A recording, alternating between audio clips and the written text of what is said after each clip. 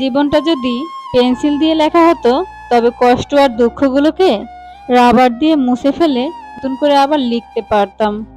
নিজের জীবনের চেয়ে কাউকে বেশি ভালোবাসলে উপহার হিসেবে দু চোখের জল ছাড়া আর কিছুই পাওয়া যায় না। অল্প বয়সে কাউকে পাওয়ার আশায় তুমি নিজের জীবনটা নষ্ট করো না। তুমি নিজের মতো করে তোমার জীবন সাজাও। সময় বলে দেবে তুমি কার হবে, কে তোমার হবে।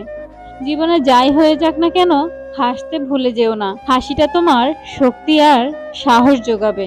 জীবনে চলার পথে অনেকেই কষ্ট দেবে, অনেকেই বেইমানি করবে, অনেকেই বিশ্বাসঘাতকতা করবে, অনেকেই ভালোবাসার নামে অভিনয় করবে।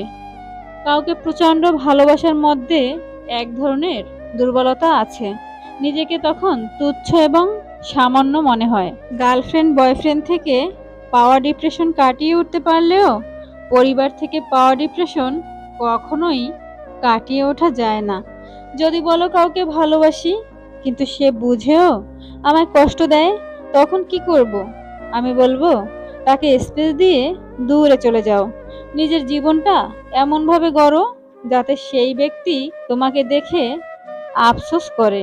সুতরাং নিজেকে বদলালে সমাজ তোমাকে বাহবাহ দিবে, আর তোমায় যারা ছেড়ে গেছে তারা তোমার পেছনে ঘুরবে, আর সেদিন তোমার দিন আসবে। রাগ, অভিমান, অভিযোগ, এই তিনটি কথা লুকিয়ে থাকে একটি শব্দে, আর সেটা হলো অধিকার। আর যেখানে অধিকারটাই থাকে না, সেখানে এই কথাগুলো বড্ড বেশি বেমানান মনে হয়। ভালো থাকবেন প্রিয়, নিজের খেয়াল রাখবেন। নিজেকে নিজেই টেনে তুলতে হয়, কেউ আসবে না ভরসা দিতে। যদিও কেউ আসে, তবে হয় তোমাকে ভেঙে দিবে, না হয় তোমাকে দুর্বল করে দিবে। তোমার কাছে ভালোবাসার মানুষ কোনটা? আমার কাছে ভালোবাসার মানুষ বলতে সেই যে মানুষটার শূন্যতা হাজারটা মানুষকে দিয়েও পূরণ করা যায় না। স্ত্রীর সাথে হাসি তামাশা ও মজা করাও স্বামীর কর্তব্য।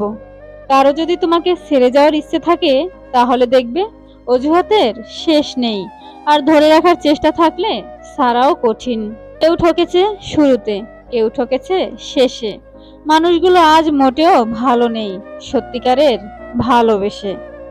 ভুল মানুষের কোনো স্মৃতি মনের মাঝে রাখতে নেই, কারণ সেই মানুষটা যেমন করে কষ্ট দিয়েছে, তার স্মৃতিগুলো তার মতোই তোমাকে সারাক্ষণ কষ্ট দিবে।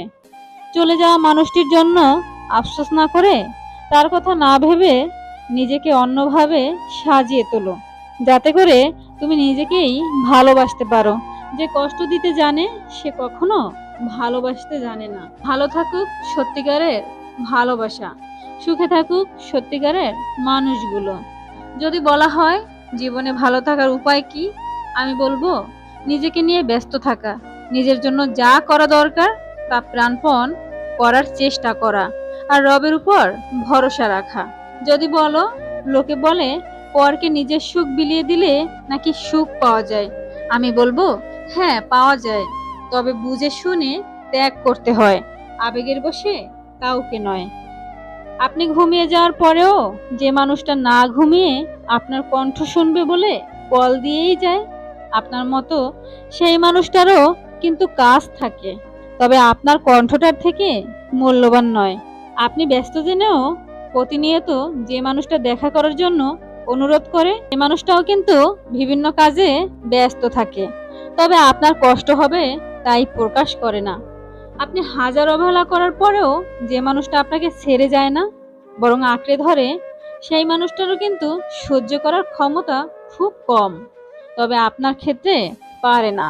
আপনি রেগে গেলে যে মানুষটা কান্না করে, অস্থির হয়ে পড়ে, সে মানুষটারও কিন্তু ইচ্ছে করে অভিমান করতে, কিন্তু হারানোর ভয়ে করে না।